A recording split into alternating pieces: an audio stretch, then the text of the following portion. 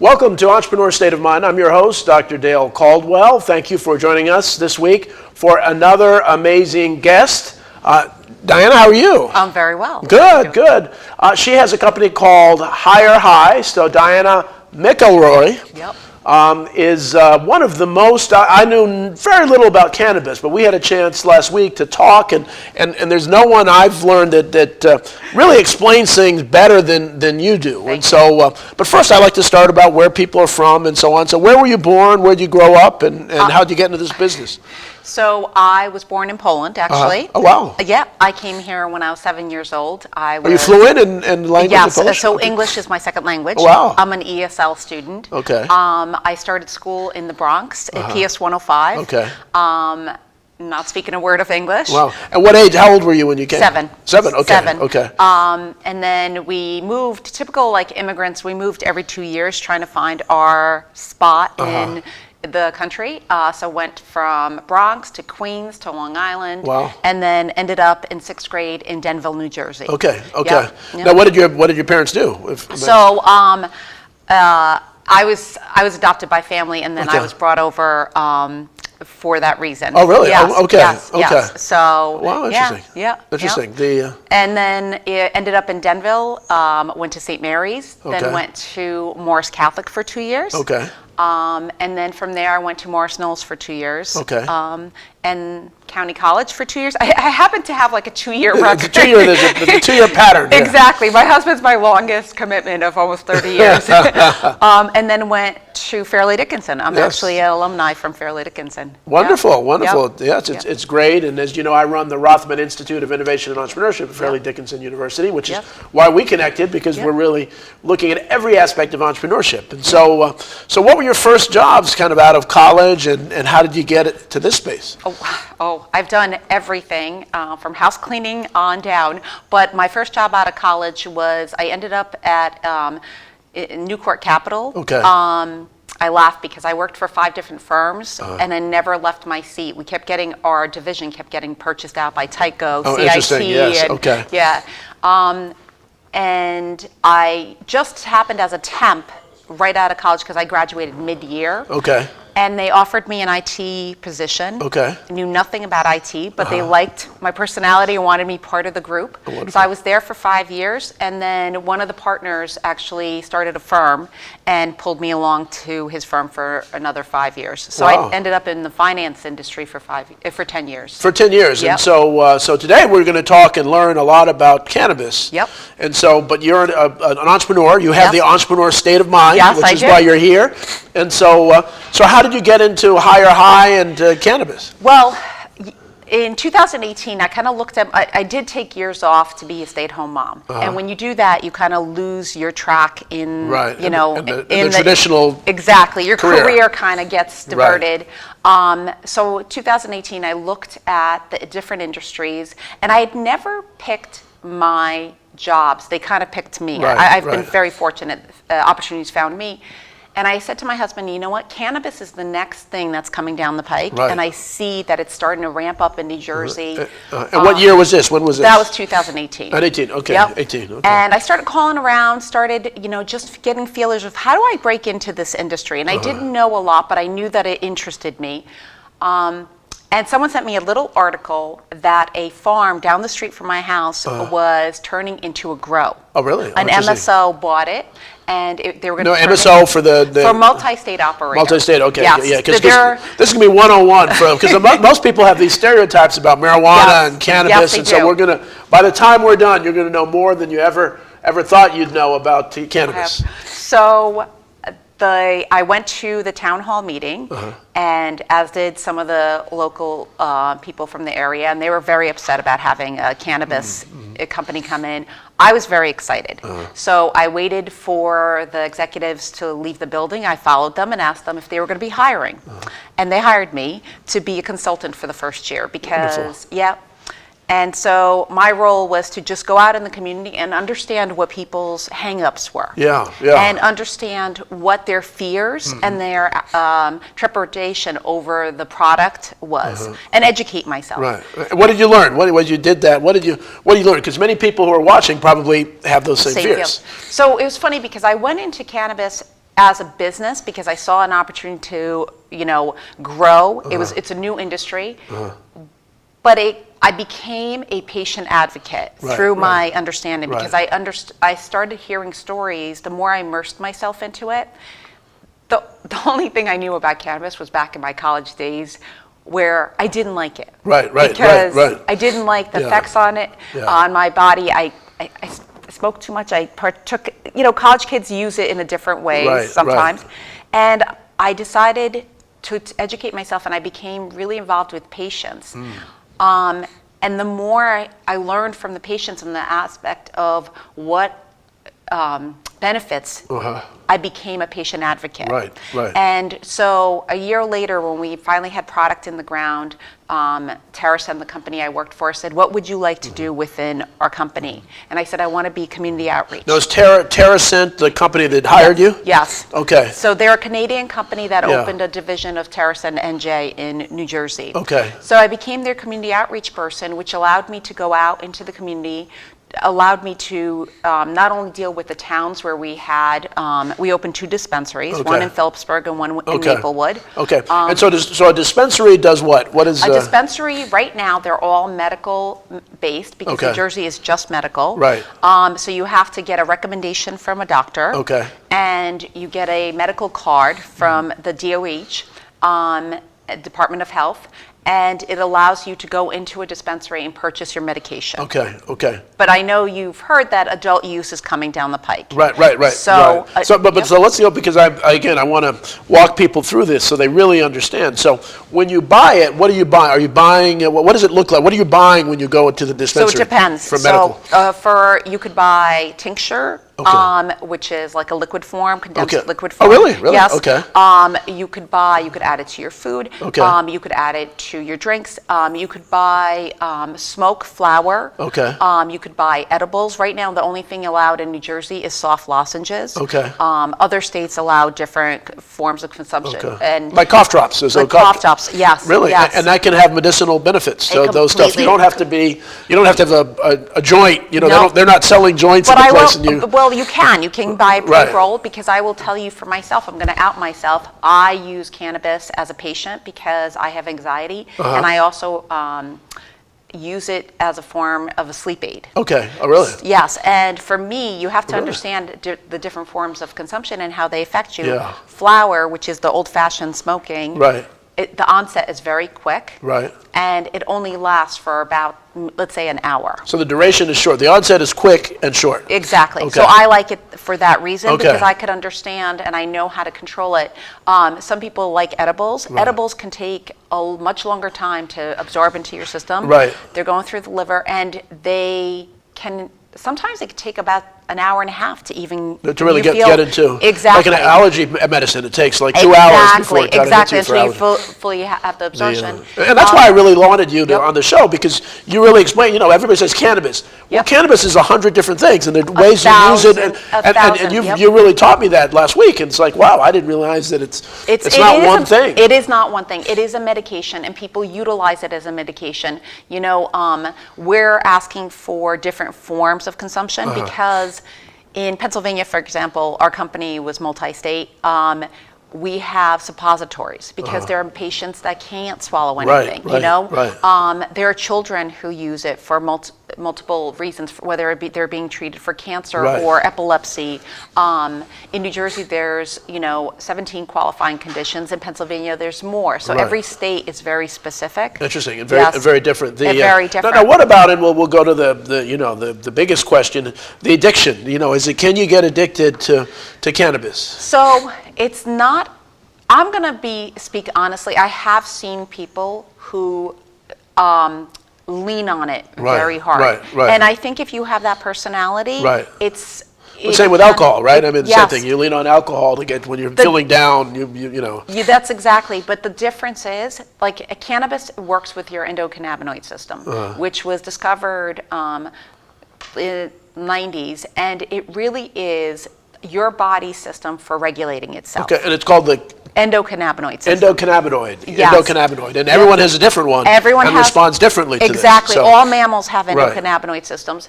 And what cannabis does is it really unlocks the key. It's like a key mechanism to unlock the system. Okay. And that's why it puts you in a homogeneous state where you just feel relaxed. You know, I think when we were talking, I kind of explained it almost like the first glass of wine where you just feel very calm. Right, right. And the same with cannabis. It's like, you know, you have to understand how it affects your body. Right, And it is right. a dosing journey. Right. Like people go into a dispensary and they, you know, I want to try this and I want to try this and I want to try this because this is the effect I'm looking for, whether it's, for me, it's insomnia. Right. Not every product's going to work the same. Right, and, right. and not everybody's body is going to react. It's going to react the same Exactly. way. Yep.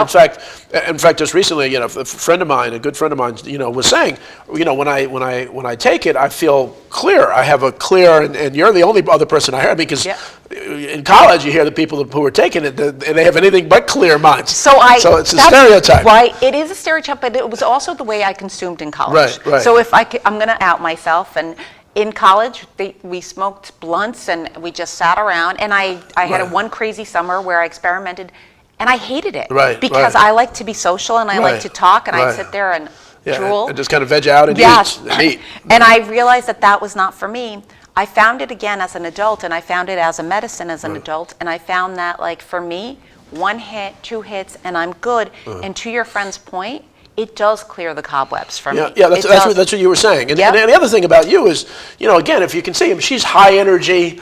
You know, so many of the stereotype or they're just low energy and so mellow and half asleep, and so I like the fact that you know, you're medically using it medically, but you have high energy. Well, because I'm not medicated all the time. Right, right. And for me, the way cannabis works with my system is it revs me. Right, right. So, like, I will utilize the medication and then go and then teach a yoga class, or I will go for a hike because that's the way it responds with my body. Is that the dosage that allows you to be more energetic, or what is it a certain type of cannabis? It's just the way my body reacts to it. Oh, really? Okay. Yeah, it's the way my body, and it's funny because indica is supposed to make you sleepy. Right. My body doesn't react to cannabis that way. Really? And people are Interesting. like, oh, sativa is more uplifting and Right. indica is more.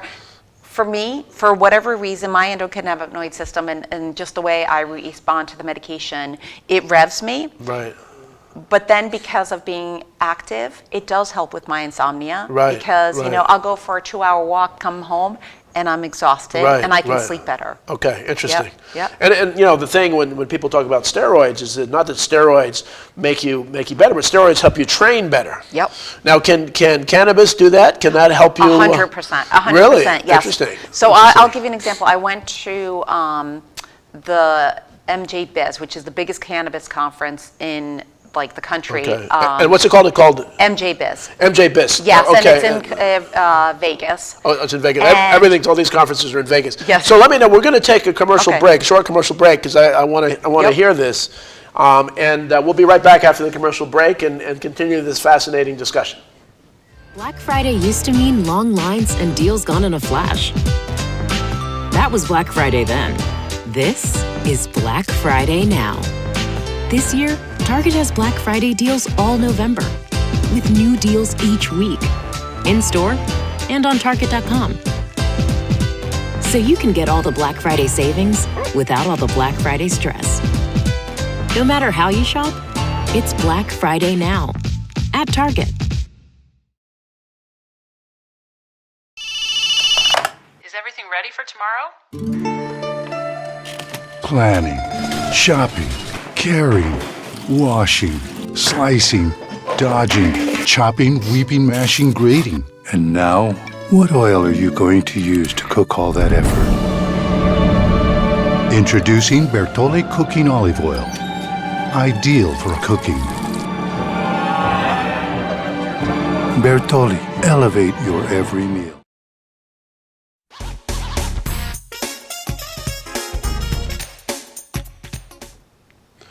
Welcome back to Entrepreneur State of Mind. We're having a wonderful conversation about cannabis, and we were talking about the largest conference in the country around this business, and it's in Vegas, of course. And so talk to me about that. So the reason I was bringing it up is you asked, can it help with your training, endurance right. and training? Yeah. So I microdosed when I was there, which means that I lost 6 pounds because I was going. I was not going to miss any opportunity. I was paying for my own way. Right, As an right, entrepreneur, right, when you're financing, you wanted to earn every dollar. You wanted, and I wanted to be at every networking event. And so I would microdose, and what that would do is alleviate the pain that my body was going through. Because I was really, ask my husband, I was waking up at 6 and going to bed at 3:30 in the morning because a lot of the events, the parties afterwards were really where the networking was happening and where you were meeting the people. So cannabis does help the inflammation. It helps, the pain that you can go through. And microdosing is just, taking a hit and not feeling messed up. It just clears the cobwebs and you're able to power through. And now how do you microdose? What format So do you for use? me, a flower. For me, it's flower. Smoking. Yes, Okay. yes. So when you say flower, I'm learning these terms. Yes. And so the flower is like the original form of, Okay, you call it flower. Yes. And so instead of smoking a joint, I take a hit and it's done. And it's done. And it would be the same as one puff? Yes. Yep. Really? Wow. And that has enough so one of the things I was talking in the break is, marijuana, that name seems to be going out and now it's cannabis. Is there a difference between marijuana and cannabis? So that's the funny part. We in Pennsylvania have to call it marijuana. Right. Oh, really? In New Jersey, marijuana is illegal, but cannabis is legal. Interesting. Yes. So but it refers to the same thing? It's the same product. Interesting. But it's how the states have adopted their understanding and their rules for the plant. Interesting. Yes. So we've talked a lot about the legal version of it. We've talked about medical marijuana. New Jersey, has approved to have the recreational. Yep. And so tell us what does that mean? What are the rules around that, and who can use that, and what's going on? So we don't know what the rules and regs are yet. Okay. They're being written. We're hoping to have them out in the next couple of months. They are following the Massachusetts program, which I have been to dispensaries in Massachusetts, and I've been to dispensaries in Nevada, just other states, and So recreational is legal in Massachusetts? yes, It is? yes. Okay. So for example, in New Jersey, I do know that patients will not be paying taxes on it. Oh, really? Okay. Yes. There's 12 cultivators right now in New Jersey. In order for them to convert to, and I don't like recreational. Recreational sounds. I like adult use. Adult use, okay. Because good. as a parent, Right. alcohol is adult use. Right. Cannabis is adult use. Okay, good. Unless you're a child who is using it, and then you have a caregiver. Whether it be a grandparent or a parent who's administering the product. So when we talk about adult use is going to be for 21 and over. Okay. And they can go into a dispensary and they can purchase the product. And the 12 current cultivators have to prove that they will have enough product to provide for their medicals first, and then for adult use. Okay, interesting. Yep. And so those 12 were picked by the state? They were the original 12, Okay. and now we have more licenses coming out, and there's going to be more cultivators in the state, capped at 37. So you're a cultivator.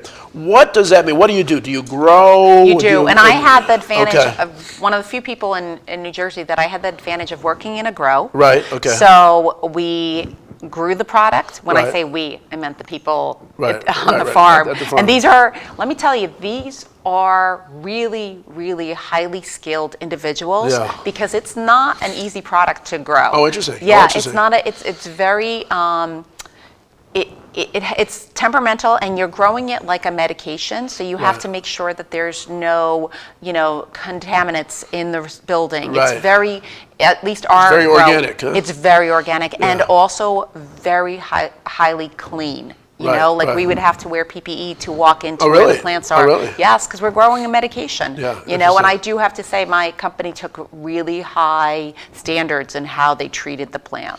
Okay, so you grow it. I had I have bamboo trees in my back, and they grow like anything. So Oh, it's, you know, yeah, they're bamboos, invasive. yeah. So, all right, so you grow it, and then Yes. from the grow, what's the process? You grow it, you harvest it, so you Okay. cut it down, and then you dry it. So harvesting is, I mean, what do you do to the plant? You just cut it. You just cut it. You just cut it. and- You cut it, and you take these huge, and I wish I do on my camera roll. I could show you later. They're these huge plants, and then they take them and they take all the leaves off. Okay. You know that yeah. Right, the five, yeah. Yeah. You take those off and you actually hang it up and you dry it. Oh, really? Okay. Yes, and from there they either take them. There's so many different forms you could do. You could flash freeze it, Right. and use it in a lab Okay. for manufacturing. Okay. So that's where you would get the edibles. That's Right. where, Oh, I see. yes, Okay. and they actually make an oil out of it. Okay. Or you can use it and they debud it, and that's the flour. Oh, okay. Yep, and they Okay. put it into jars. They measure. Everything is, very technical and very organized. But it's always dried first? It's always dried first. You know, Yeah. I always wonder how people come up with these things. Like, who Yeah. was the first person to say, hey, let me dry this plant? And, you know. I would love to know that too, Yeah. But it was considered a medication for many, many years. It was sold in pharmacies Yeah. for many years, Interesting. Yeah, there's Interesting. until they decided on the war on drugs. Right. In the US, for example, certain farmers were mandated to grow hemp. Hemp is a form of cannabis. Yeah, I was gonna say, And okay. so a lot of towns that have the word hemp in them, Right. Hampstead Heath, hemp, Right. they were actually areas that grew hemp. I was Yep. in South Africa way back in the 80s, and hemp was legal. They were talking about Yep. hemp and why it was that apparently it impacted some of the businesses or something, and so there was some political Yes. politics is at the heart of stuff. All right, so you harvest the plant, they develop it. Do these same companies have stores? Are they the ones who can have Yes. stores, or can So- anybody else have a store? So the way our company was called vertically integrated. Right, So okay, we were right, allowed okay. to, our license involved having a grow, a lab, a facility, a distribution center. Right. So we were allowed to have everything. Now the state is breaking it up and they're giving out different licenses. Okay, yes, for different. So you could. So the 12, but they'll produce it, but they'll be able to have a store. Yes, so Based we had dispensaries. Okay, Yeah, okay. and the store that you speak of is called a dispensary. Dispensary, okay, Yes. okay. Now going forward, they're breaking it up to different categories, different classes of licenses. Okay. And you could either be a delivery, you could be a grow facility, you could be a distributor, Okay. you could be a So wholesaler. a lot of jobs. Yes, Are, a lot of jobs. So now, what about the banking? Now I understand Yeah. that because it's federally not legal. How do you deal with the banking? So even for myself, even though I'm plant touching company, Right. I am a PR/consulting firm within the space. Even for me, I had to disclose to my federal credit union, who I've been with for 30 years, hey, I'm working in the cannabis space. Oh, interesting. And it Okay. was very funny because the lady said to me, oh, okay, hold on, let me call you back. I don't know if we can take you. Right. And she called me back and she said, thank you for disclosing that you will be working with cannabis, because they themselves are learning the rules. Right. So it is federally still classified Schedule I drug, which is Right. crazy to me. Right. And the banks, some of the big banks are doing it with, subsidiaries Right, are right. allowing the banking, Right. but a lot of your smaller credit unions are more open to it. Right. No, and so I have a nonprofit foundation, and so it's a potential opportunity for foundations, right? Because to give some of the money back to the community and other Yes. things, so Yep. foundations that are actually doing good stuff in the community could be an opportunity to get money, Yep. money for that. And Yep. so, do you think what's the prospect for the federal change federally, since more and more states are doing this? So it's funny, it depends who you ask.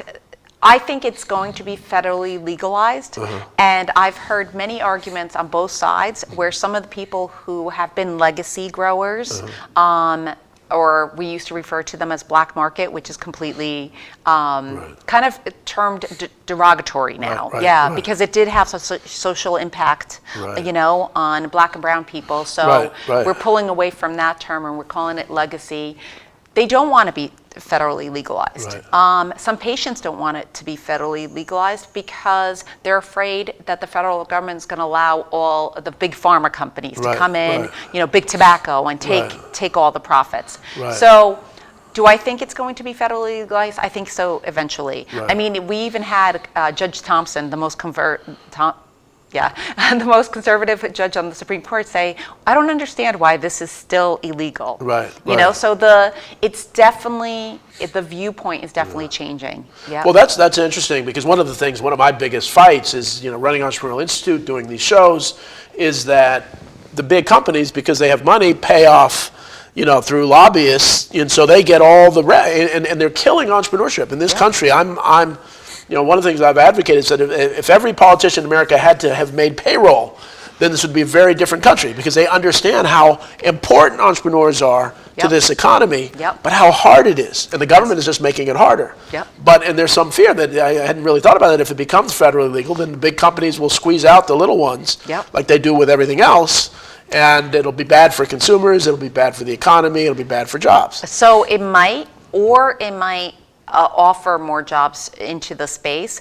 I think what's going to happen is we're going to have almost like I equate it to beer, okay? You have the Coors, the Budweiser, and then you have these microbreweries that have popped up, and they have a much better quality product, and people are willing to pay a little more, and the same can go for cannabis, because people who are connoisseurs and really, you know, understand the product, they want that craft cannabis. They want that cannabis that was, you know, treated with like tender loving care, and they want, you know, the higher strains, the more hard to find strains. So yeah.